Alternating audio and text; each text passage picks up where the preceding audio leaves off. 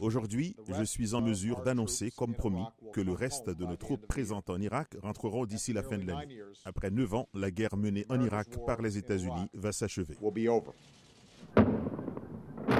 Les derniers soldats américains s'apprêtent donc à quitter l'Irak près de 9 ans après l'invasion ordonnée par George Bush, le président de l'époque. Et selon un récent sondage, 77% du public US approuve ce retrait.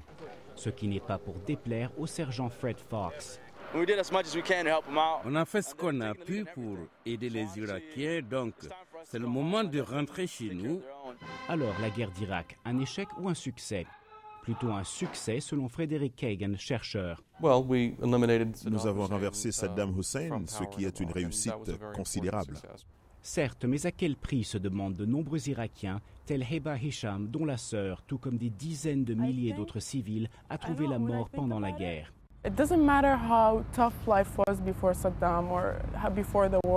Autant la vie était dure sous Saddam, autant je ne crois pas que la mort de tant de personnes en valait la peine.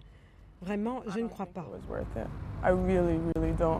Pire encore, pour nombre d'observateurs, l'occupation de l'Irak n'a non seulement pas atteint les objectifs énoncés par Washington, c'est-à-dire la création d'une démocratie stable en Irak, et ce, après la mort de plus de 4000 soldats US.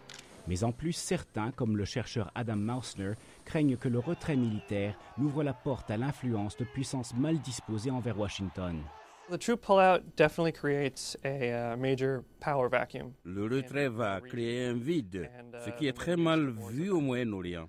Et qui plus est, un vide qui ouvre la porte à l'influence iranienne en Irak. Mais James Jeffrey, ambassadeur US en Irak, affirme que l'Amérique restera très présente au Moyen-Orient, ce qui est pour lui gage de stabilité. L'Irak a notre soutien diplomatique, financier et commercial et bénéficie de notre présence sécuritaire dans la région. En 2003, Washington lançait l'invasion de l'Irak en affirmant que le régime de Saddam Hussein possédait des armes de destruction massive.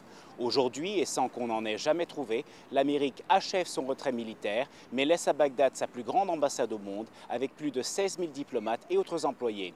Robert Daguillard, La Voix de l'Amérique à Washington.